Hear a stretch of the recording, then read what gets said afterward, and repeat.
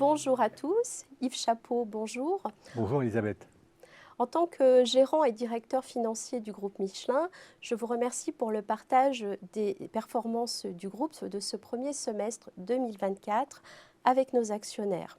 Depuis son lancement en 2021, la stratégie Michelin in Motion stimule la construction d'un avenir et d'une croissance tout durable. Pourriez-vous nous partager l'évolution de la performance économique et financière ? Alors malgré un environnement économique particulièrement incertain, Michelin obtient des résultats solides sur le premier semestre 2024. Sur des marchés du pneumatique perturbés par d'importants flux d'import de pneus à bas coût, l'approche valeur du groupe a généré une forte augmentation de son mix. Ainsi, alors que notre chiffre d'affaires baisse de 3% hors effet de change, le résultat opérationnel des secteurs progresse et atteint 13,2% des ventes à 1,8 milliard d'euros, porté par l'évolution du mix et des charges opérationnelles. Enfin, le groupe a généré une trésorerie importante grâce à un pilotage rigoureux avec un cash flow libre avant acquisition de 669 millions d'euros sur le premier semestre. Alors, lors du Capital Markets Day, le 28 mai dernier, journée avec les investisseurs institutionnels, vous avez partagé avec Florent Ménégo, président du groupe Michelin, un état d'avancement de la stratégie du groupe. En synthèse, quels sont les points importants à retenir ?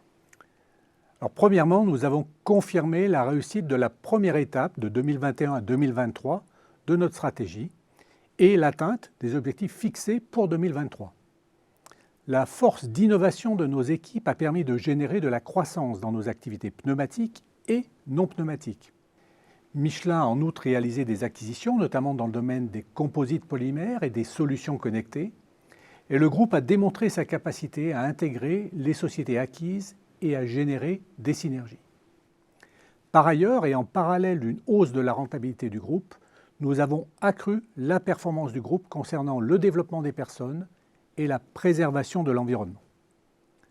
Pour ce qui est de l'avenir, nous avons réaffirmé notre stratégie Michelin in Motion et précisé notre ambition de faire croître les activités hors pneumatique au-dessus de 20% du chiffre d'affaires total d'ici 2030, soutenu par des acquisitions créatrices de valeur.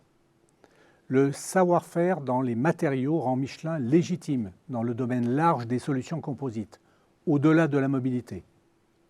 Nous avons également partagé nos cibles ambitieuses pour 2026, dont notre objectif d'atteindre 14% de marge opérationnelle.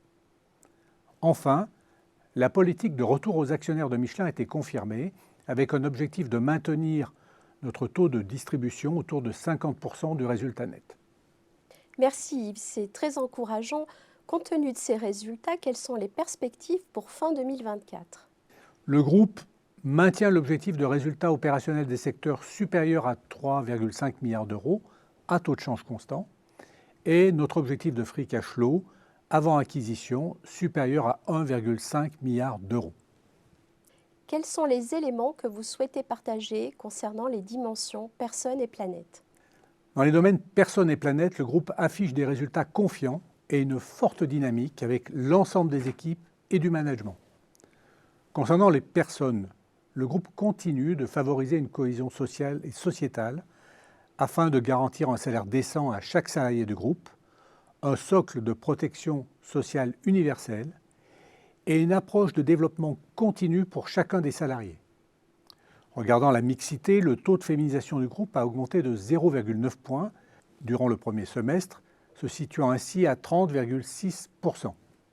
Concernant la planète, le groupe suit sa stratégie climatique en lien avec les accords de Paris. Nous avons ainsi réduit de 7,2% les émissions de CO2 Scope 1 et 2 par rapport à l'année dernière.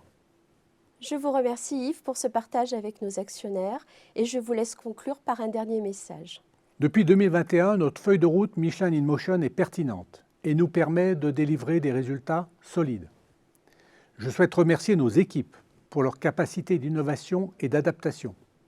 De leur engagement dans les différents domaines résulte toute la création de valeur générée par Michelin. Je tiens également à exprimer toute ma reconnaissance envers nos actionnaires, fidèles et nouveaux, pour leur confiance. Yves Chapeau, merci.